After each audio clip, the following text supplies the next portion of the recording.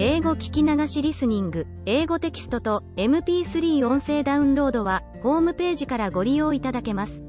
88thpp.com 88thpp.com Chapter 22.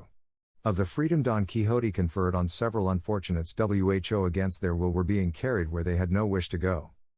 Sidamete Benengeli, the Arab and Manchegan author, relates in this most grave, high-sounding, minute, delightful, and original history that after the discussion between the famous Don Quixote of La Mancha and his squire Sancho Panza, which is set down at the end of chapter 21, Don Quixote raised his eyes and saw coming along the road he was following some dozen men on foot strung together by the neck, like beads, on a great iron chain, and all with manacles on their hands. With them there came also 2 men on horseback and 2 on foot, those on horseback with willock muskets, those on foot with javelins and swords, and as soon as Sancho saw them he said,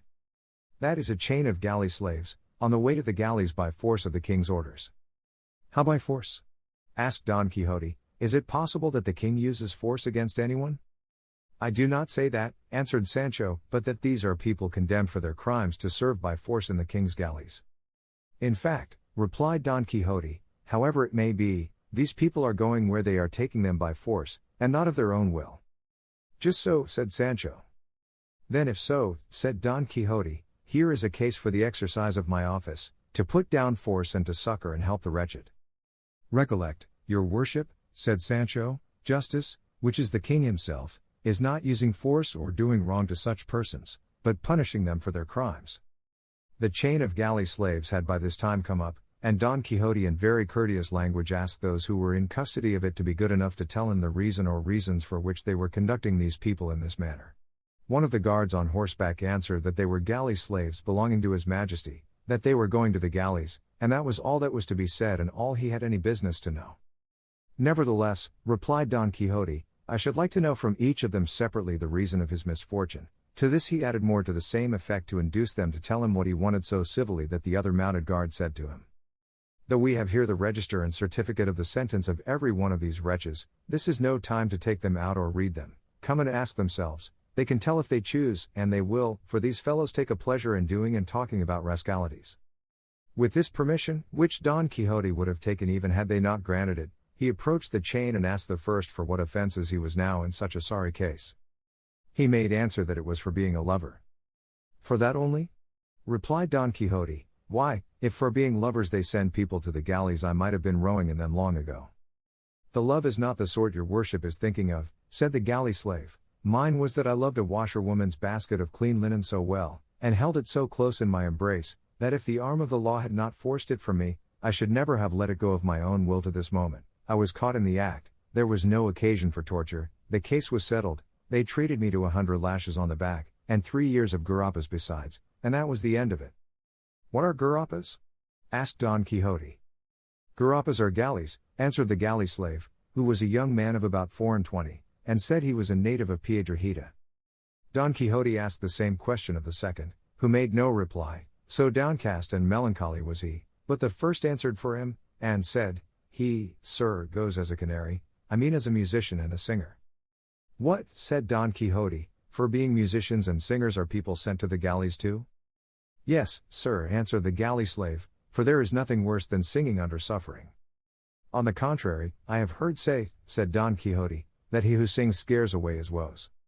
"Here it is the reverse," said the galley slave, "for he who sings once weeps all his life."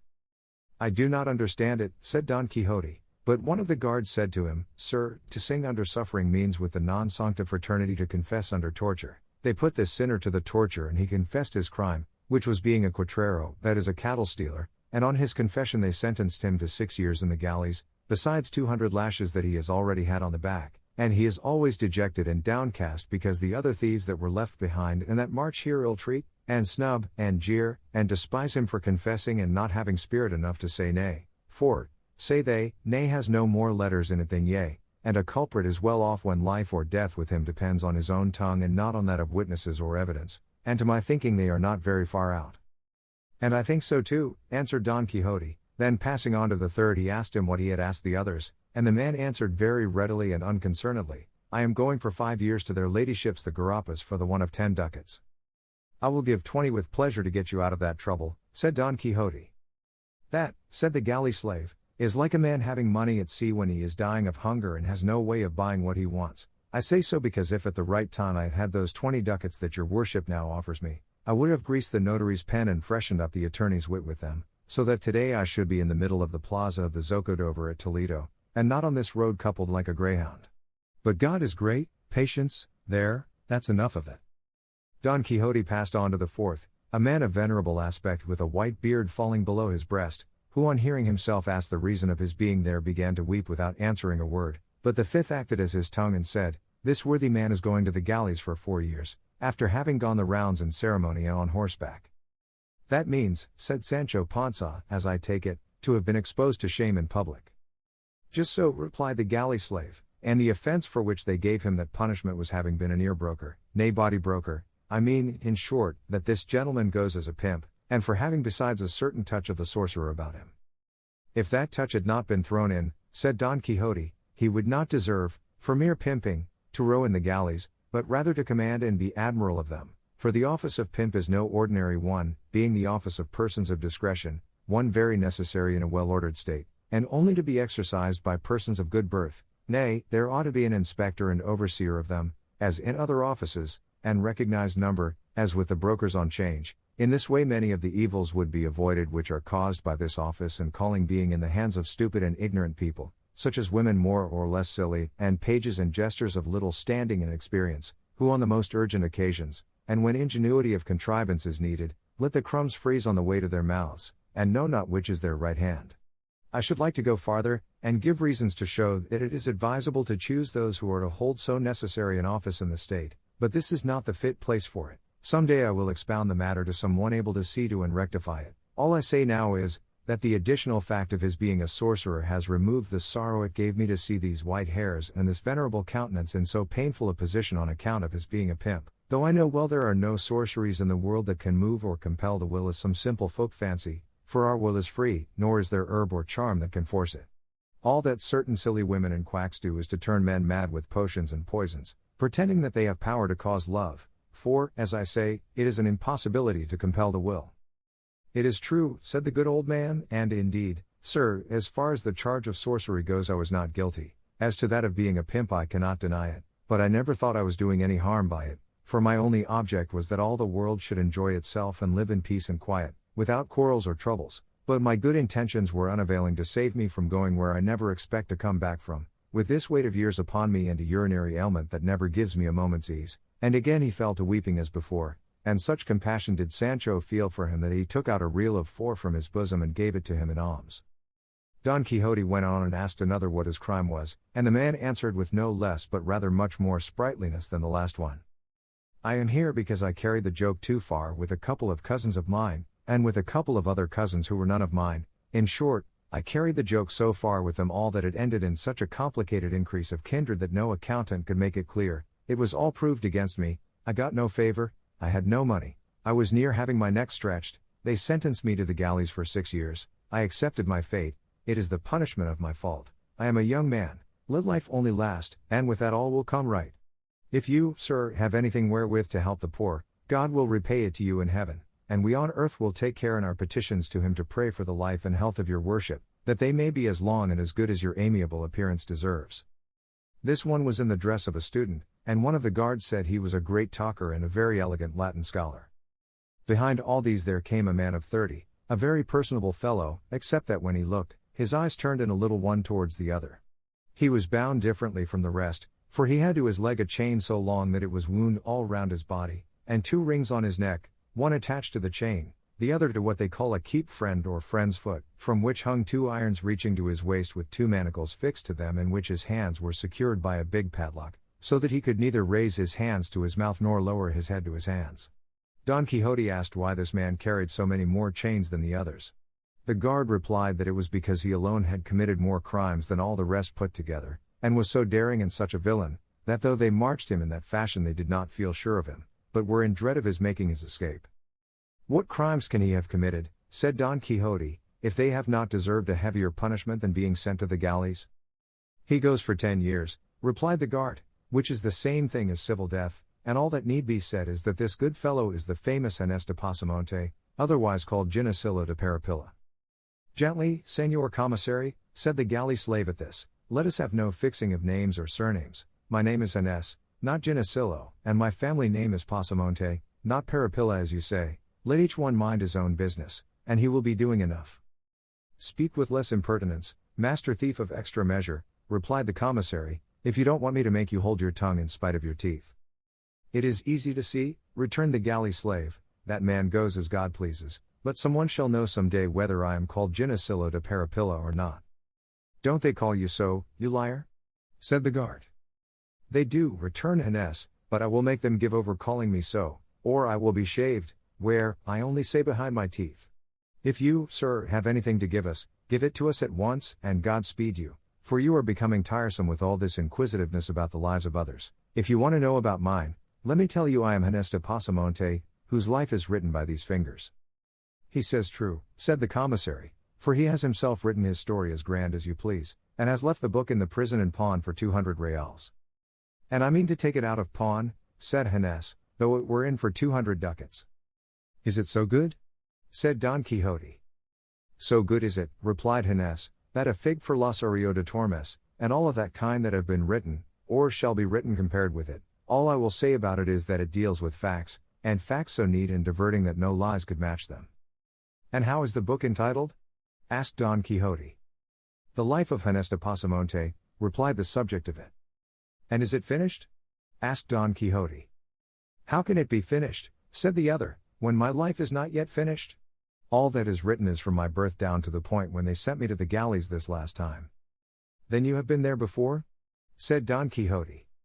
In the service of God and the King I have been there for 4 years before now, and I know by this time what the biscuit and curbash are like, replied Inés, and it is no great grievance to me to go back to them, for there I shall have time to finish my book. I have still many things left to say, and in the galleys of Spain there is more than enough leisure, though I do not want much for what I have to write, for I have it by heart.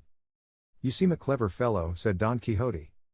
And an unfortunate one, replied Inés, for misfortune always persecutes good wit. It persecutes rogues, said the commissary.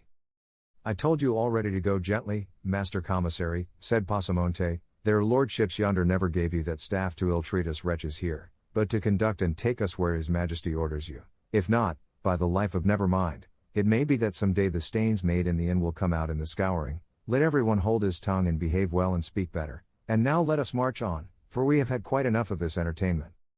The commissary lifted his staff to strike Pasamonte in return for his threats, but Don Quixote came between them, and begged him not to ill-use him, as it was not too much to allow one who had his hands tied to have his tongue a trifle free, and turning to the whole chain of them he said, From all you have told me, dear brethren, make out clearly that though they have punished you for your faults, the punishments you are about to endure do not give you much pleasure, and that you go to them very much against the grain and against your will, and that perhaps this one's one of courage under torture, that one's one of money, the other's one of advocacy, and lastly the perverted judgment of the judge may have been the cause of your ruin and of your failure to obtain the justice you had on your side. All which presents itself now to my mind, urging, persuading, and even compelling me to demonstrate in your case the purpose for which heaven sent me into the world and caused me to make profession of the order of chivalry to which I belong, and the vow I took therein to give aid to those in need and under the oppression of the strong. But as I know that it is a mark of prudence not to do by foul means what may be done by fair, I will ask these gentlemen, the guards and commissary, to be so good as to release you and let you go in peace, as there will be no lack of others to serve the king under more favorable circumstances, for it seems to me a hard case to make slaves of those whom God and nature have made free. Moreover, sirs of the guard, added Don Quixote, these poor fellows have done nothing to you. Let each answer for his own sins yonder. There is a God in heaven who will not forget to punish the wicked or reward the good, and it is not fitting that honest men should be the instruments of punishment to others, they being therein no way concerned. This request I make thus gently and quietly, that, if you comply with it, I may have reason for thanking you, and, if you will not voluntarily, this lance and sword together with the might of my arm shall compel you to comply with it by force. Nice nonsense, said the commissary, a fine piece of pleasantry he has come out with at last. He wants us to let the king's prisoners go, as if we had any authority to release them, or he to order us to do so. Go your way, sir, and good luck to you. Put that basin straight that you've got on your head, and don't go looking for 3 feet on a cat. 'Tis you that are the cat, rat, and rascal, replied Don Quixote, and acting on the word he fell upon him so suddenly that without giving him time to defend himself he brought him to the ground sorely wounded with a lance thrust, and lucky it was for him that it was the one that had the musket.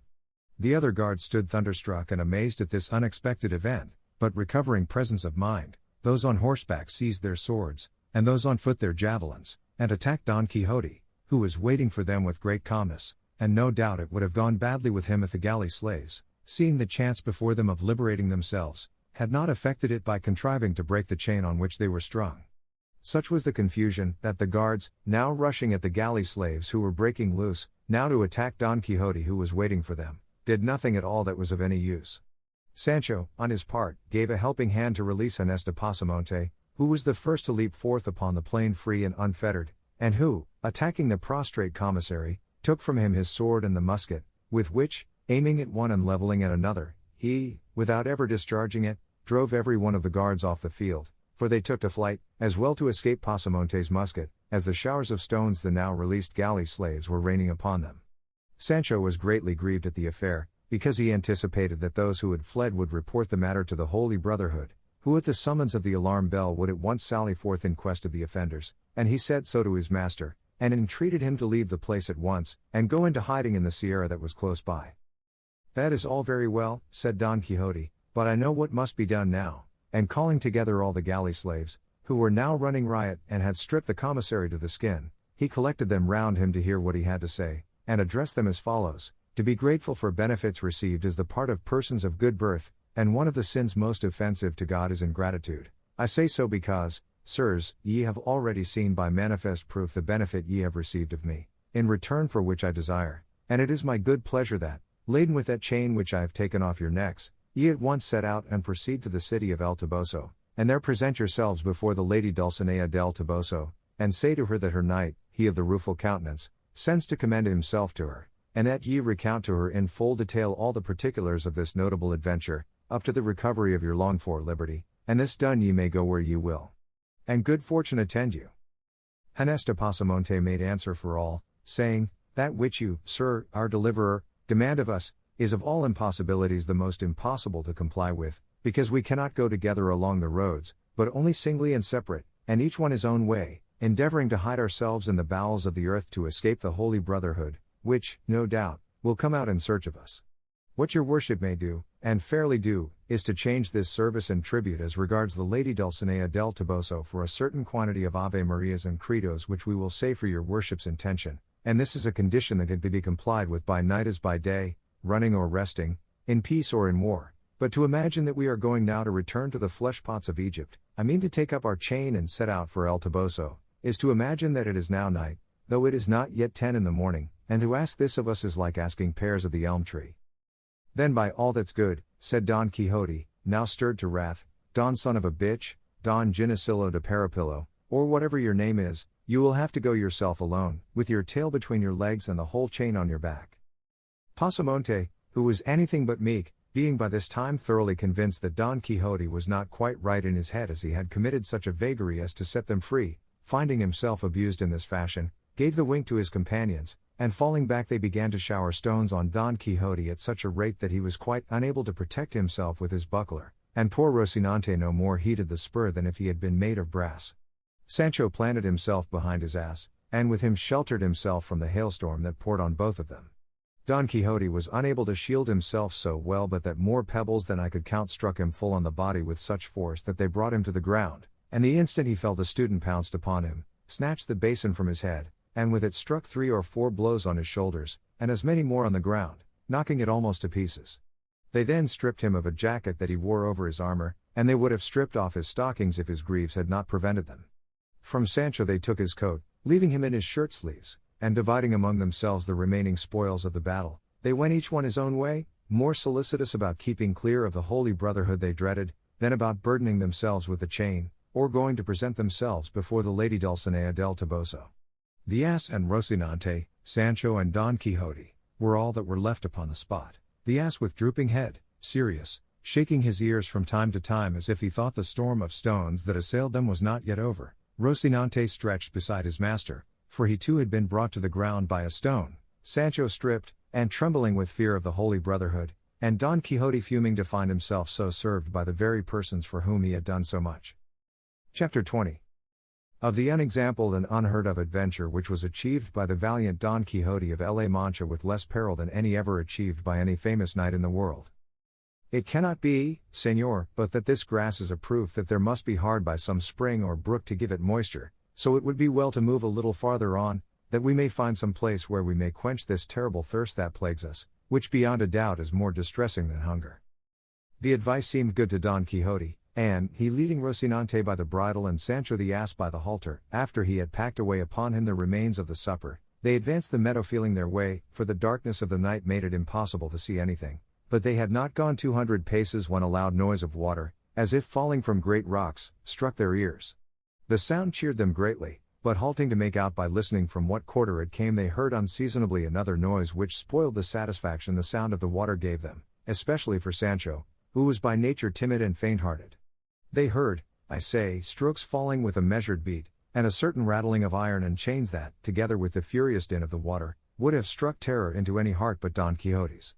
The night was, as has been said, dark, and they had happened to reach a spot in among some tall trees, whose leaves stirred by a gentle breeze made a low ominous sound, so that, what with the solitude, the place, the darkness, the noise of the water, and the rustling of the leaves, everything inspired awe and dread, more especially as they perceived that the strokes did not cease, nor the wind lull, nor morning approach, to all which might be added their ignorance as to where they were.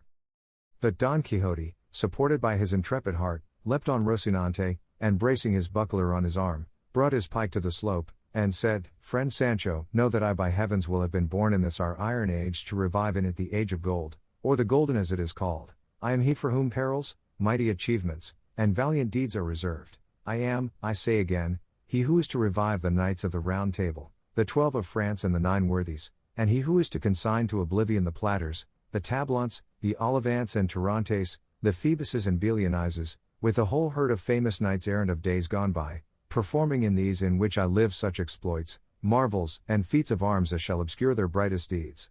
Thou dost mark well, faithful and trusty squire, the gloom of this night, its strange silence, the dull confused murmur of those trees, the awful sound of that water in quest of which we came, that seems as though it were precipitating and dashing itself down from the lofty mountains of the moon, and that incessant hammering that wounds and pains our ears, which things altogether each of itself are enough to instill fear, dread, and dismay into the breast of Mars himself, much more into one not used to hazards and adventures of the kind.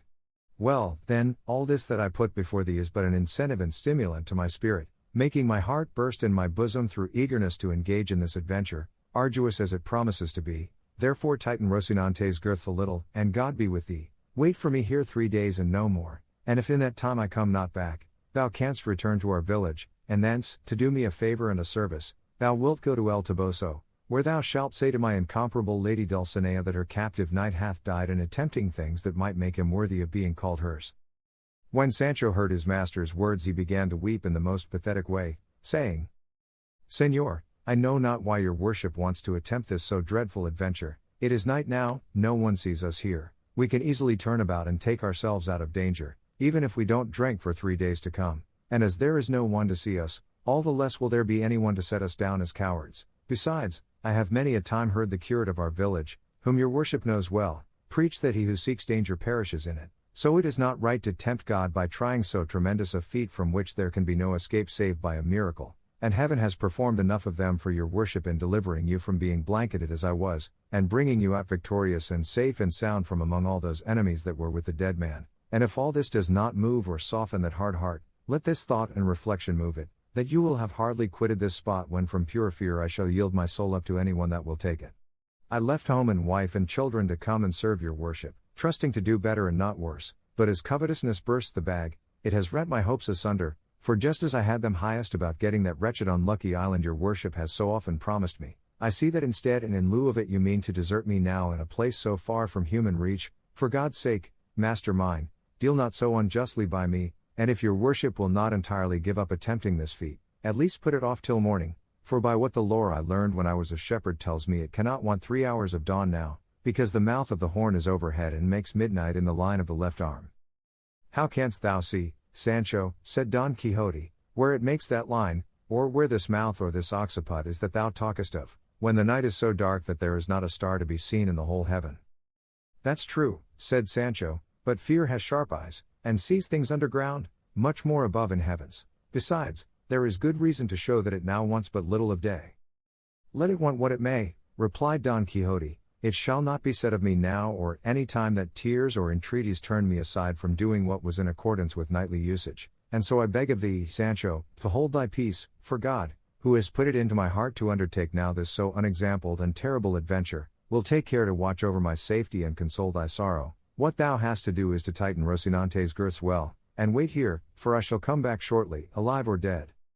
Sancho, perceiving it his master's final resolve, and how little his tears, counsels, and entreaties prevailed with him, determined to have recourse to his own ingenuity and compel him, if he could, to wait till daylight, and so, while tightening the girths of the horse, he quietly and without being felt, with his ass halter tied both Rocinante's legs, so that when Don Quixote strove to go he was unable, as the horse could only move by jumps. Seeing the success of his trick, Sancho Panza said, "See there, Señor. Heaven, moved by my tears and prayers, has so ordered it that Rocinante cannot stir, and if you will be obstinate, and spur and strike him, you will only provoke fortune, and kick, as they say, against the pricks." Don Quixote at this grew desperate, but the more he drove his heels into the horse, the less he stirred him, and not having any suspicion of the tying, he was fain to resign himself and wait till daybreak or until Rocinante could move, firmly persuaded that all this came of something other than Sancho's ingenuity. So he said to him, "As it is so, Sancho, and as Rocinante cannot move, I am content to wait till dawn smiles upon us, even though I weep while it delays its coming." "There is no need to weep," answered Sancho, "for I will amuse your worship by telling stories from this till daylight, unless indeed you like to dismount and lie down to sleep a little on the green grass after the fashion of knights errant, so as to be fresher when day comes and the moment arrives for attempting this extraordinary adventure you are looking forward to." "What art thou talking about dismounting or sleeping for?" said Don Quixote. "Am I, thinkest thou, one of those knights that take their rest in the presence of danger?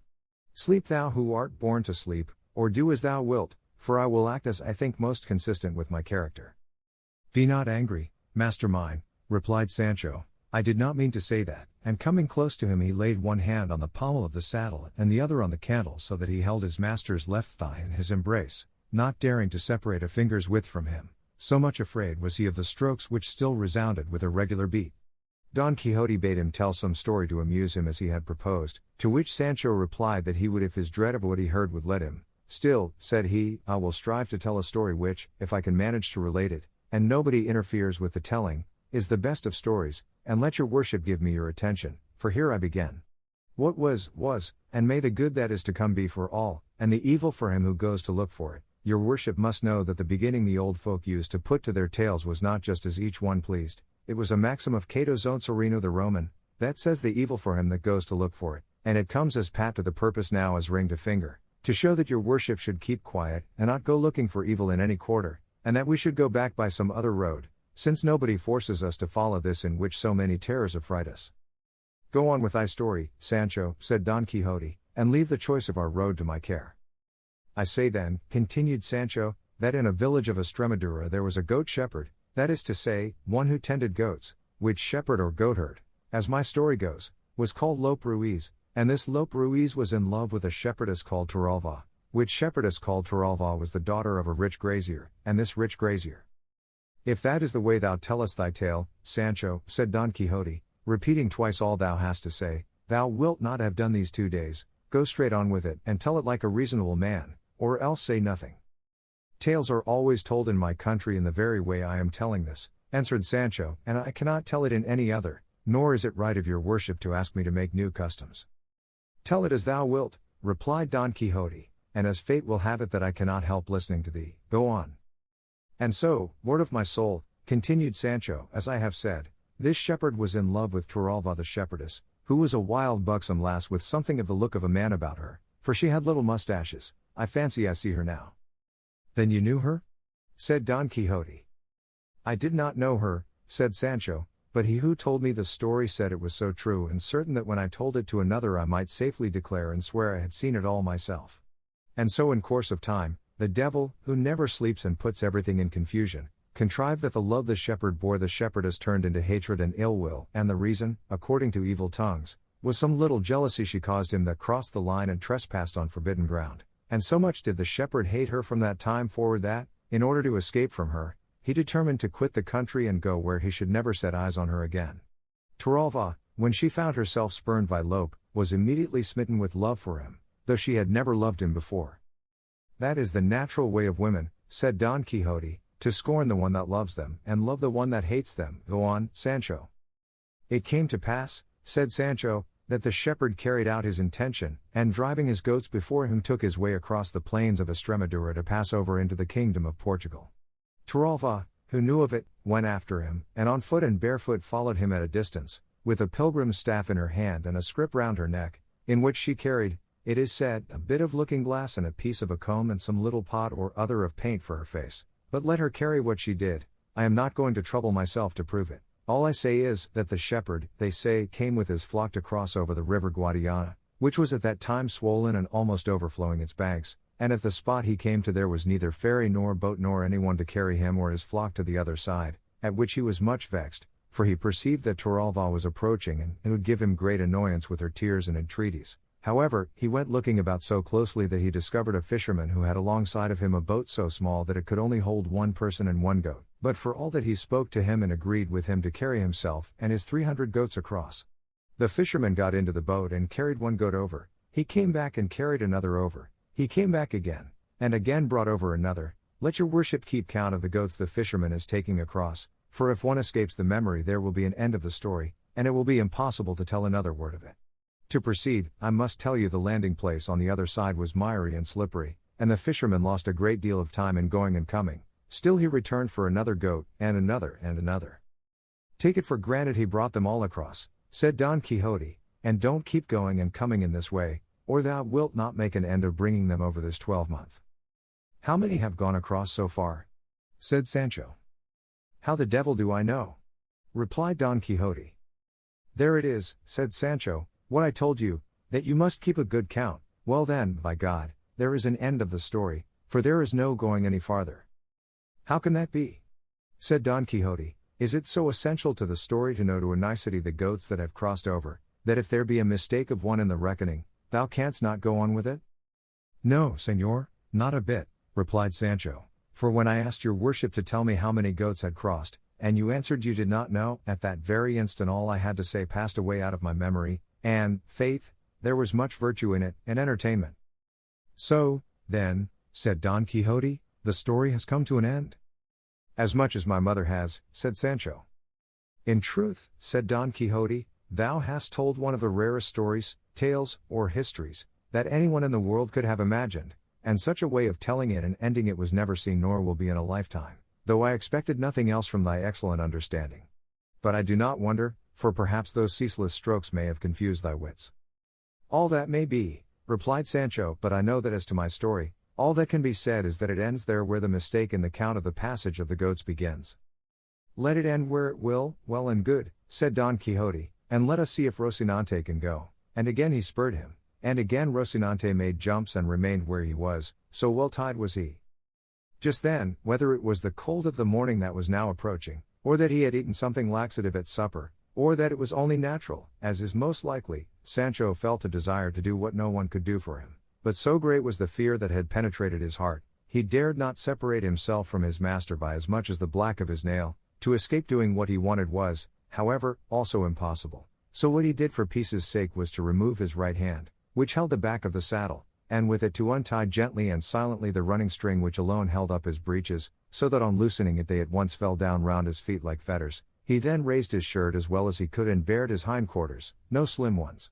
But, this accomplished, which he fancied was all he had to do to get out of this terrible strait and embarrassment, another still greater difficulty presented itself, for it seemed to him impossible to relieve himself without making some noise, and he ground his teeth and squeezed his shoulders together, holding his breath as much as he could, but in spite of his precautions he was unlucky enough after all to make a little noise, very different from that which was causing him so much fear. Don Quixote, hearing it, said, "What noise is that, Sancho?" "I don't know, señor," said he, "it must be something new, for adventures and misadventures never begin with a trifle." Once more he tried his luck, and succeeded so well, that without any further noise or disturbance he found himself relieved of the burden that had given him so much discomfort. But as Don Quixote's sense of smell was as acute as his hearing, and as Sancho was so closely linked with him that the fumes rose almost in a straight line, it could not be but that some should reach his nose, and as soon as they did he came to its relief by compressing it between his fingers, saying in a rather snuffing tone, "Sancho, it strikes me thou art in great fear." "I am," answered Sancho, "but how does your worship perceive it now more than ever?" "Because just now thou smellest stronger than ever, and not of ambergris," answered Don Quixote. "Very likely," said Sancho, "but that's not my fault, but your worship's, for leading me about at unseasonable hours and at such unwonted paces." "Then go back 3 or 4, my friend," said Don Quixote, all the time with his fingers to his nose, "and for the future pay more attention to thy person and to what thou owest to mine, for it is my great familiarity with thee that has bred this contempt." "I'll bet," replied Sancho, "that your worship thinks I have done something I ought not with my person." "It makes it worse to stir it, friend Sancho," returned Don Quixote. With this and other talk of the same sort master and man passed the night, till Sancho, perceiving that daybreak was coming on apace, very cautiously untied Rocinante and tied up his breeches. As soon as Rocinante found himself free, though by nature he was not at all meddlesome, he seemed to feel lively and began pawing, for as to capering, begging his pardon, he knew not what it meant. Don Quixote, then, observing that Rocinante could move, took it as a good sign and a signal that he should attempt the dread adventure. By this time day had fully broken and everything showed distinctly, and Don Quixote saw that he was among some tall trees, chestnuts, which cast a very deep shade. He perceived likewise that the sound of the strokes did not cease, but could not discover what caused it, and so without any further delay he let Rocinante feel the spur, and once more taking leave of Sancho, he told him to wait for him there 3 days at most, as he had said before, and if he should not have returned by that time, he might feel sure it had been God's will that he should end his days in that perilous adventure. He again repeated the message and commission with which he was to go on his behalf to his lady Dulcinea, and said he was not to be uneasy as to the payment of his services, for before leaving home he had made his will, in which he would find himself fully recompensed in the matter of wages in due proportion to the time he had served, but if God delivered him safe, sound, and unhurt out of that danger, he might look upon the promised island as much more than certain. Sancho began to weep afresh on again hearing the affecting words of his good master, and resolved to stay with him until the final issue and end of the business. From these tears and this honorable resolve of Sancho Panza the author of this history infers that he must have been of good birth and at least an old Christian, and the feeling he displayed touched his but not so much as to make him show any weakness. On the contrary, hiding what he felt as well as he could, he began to move towards that quarter whence the sound of the water and end of the strokes seemed to come. Sancho followed him on foot, leading by the halter, as his custom was, his ass, his constant comrade in prosperity or adversity, and advancing some distance through the shady chestnut trees they came upon a little meadow at the foot of some high rocks, down which a mighty rush of water flung itself. At the foot of the rocks were some rudely constructed houses looking more like ruins than houses, from among which came, they perceived, the din and clatter of blows, which still continued without intermission. Rocinante took fright at the noise of the water and of the blows, but quieting him Don Quixote advanced step by step towards the houses, commending himself with all his heart to his lady, imploring her support in that dread pass and enterprise, and on the way commending himself to God, too, not to forget him. Sancho, who never quitted his side, stretched his neck as far as he could and peered between the legs of Rocinante to see if he could now discover what it was that caused him such fear and apprehension. They went it might be 100 paces farther, when on turning a corner the true cause, beyond the possibility of any mistake, of that dread sounding and to them awe-inspiring noise that had kept them all the night in such fear and perplexity, appeared plain and obvious, and it was, if, reader, thou art not disgusted and disappointed, 6 fulling hammers which by their alternate strokes made all the din. When Don Quixote perceived what it was, he was struck dumb and rigid from head to foot.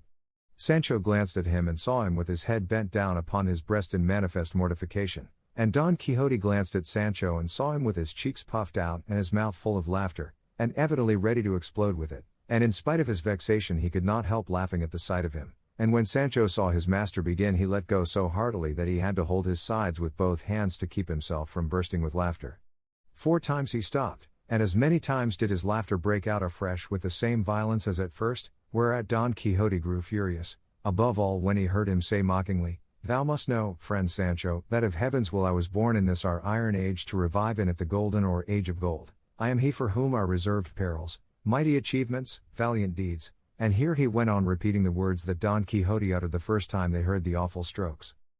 Don Quixote, then, seeing that Sancho was turning him into ridicule, was so mortified and vexed that he lifted up his pike and smote him 2 such blows that if, instead of catching them on his shoulders, he had caught them on his head, there would have been no wages to pay, unless indeed to his heirs. Sancho, seeing that he was getting an awkward return in earnest for his jest, and fearing his master might carry it still further, said to him very humbly, "Come yourself, sir, for by God I am only joking." "Well, then, if you are joking I am not," replied Don Quixote. "Look here, my lively gentleman, if these, instead of being fulling hammers, had been some perilous adventure, have I not, think you, shown the courage required for the attempt and achievement? Am I, perchance, being, as I am, a gentleman, bound to know and distinguish sounds and tell whether they come from fulling mills or not, and that, when perhaps, as is the case, I have never in my life seen any as you have, low bore as you are, that have been born and bred among them? But turn me these 6 hammers into 6 giants, and bring them to beard me, one by one or all together, and if I do not knock them head over heels, then make what mockery you like of me." "No more of that, señor," returned Sancho. "I own I went a little too far with the joke. But tell me, your worship, now that peace is made between us, and may God bring you out of all the adventures that may befall you as safe and sound as he has brought you out of this one, was it not a thing to laugh at, and is it not a good story, the great fear we were in? At least that I was in, for as to your worship I see now that you neither know nor understand what either fear or dismay is." "I do not deny," said Don Quixote, "that what happened to us may be worth laughing at, but it is not worth making a story about, for it is not everyone that is shrewd enough to hit the right point of a thing." "At any rate," said Sancho, "your worship knew how to hit the right point with your pike, aiming at my head and hitting me on the shoulders, thanks be to God and my own smartness in dodging it.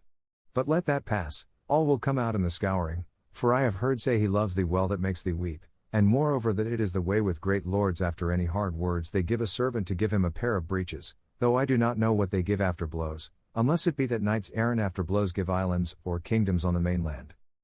"It may be on the dice," said Don Quixote, "that all thou sayest will come true. Overlook the past, for thou art shrewd enough to know that our first movements are not in our own control, and one thing for the future bear in mind, that thou curb and restrain thy loquacity in my company, for in all the books of chivalry that I have read, and they are innumerable, I never met with a squire who talks so much to his lord as thou dost to thine, and in fact I feel it to be a great fault of thine and of mine, of thine, that thou hast so little respect for me, of mine, that I do not make myself more respected.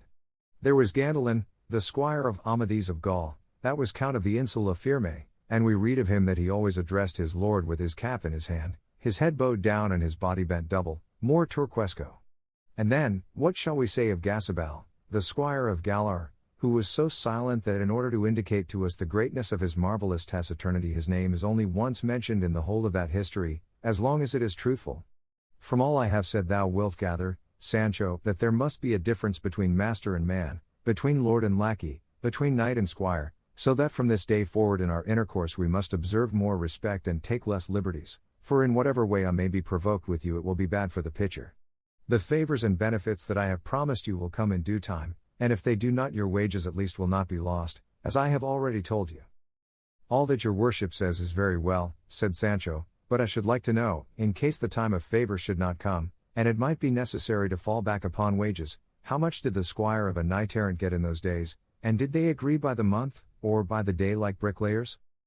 "I do not believe," replied Don Quixote, "that such squires were ever on wages, but were dependent on favor, and if I have now mentioned thine in the sealed will I have left at home, it was with a view to what may happen, for as yet I know not how chivalry will turn out in these wretched times of ours, and I do not wish my soul to suffer for trifles in the other world, for I would have thee know, Sancho, that in this there is no condition more hazardous than that of adventurers." "That is true," said Sancho, "since the mere noise of the hammers of a fulling mill can disturb and disquiet the heart of such a valiant errant adventurer as your worship, but you may be sure I will not open my lips henceforward to make light of anything of your worships, but only to honor you as my master and natural lord." "By so doing," replied Don Quixote, "shalt thou live long on the face of the earth, for next to parents, masters are to be respected as though they were parents." 物語の続きはホームページからお聞きいただけます。また、テキスト、MP3 ダウンロードも合わせてご利用ください。88thpp.com 88thpp.com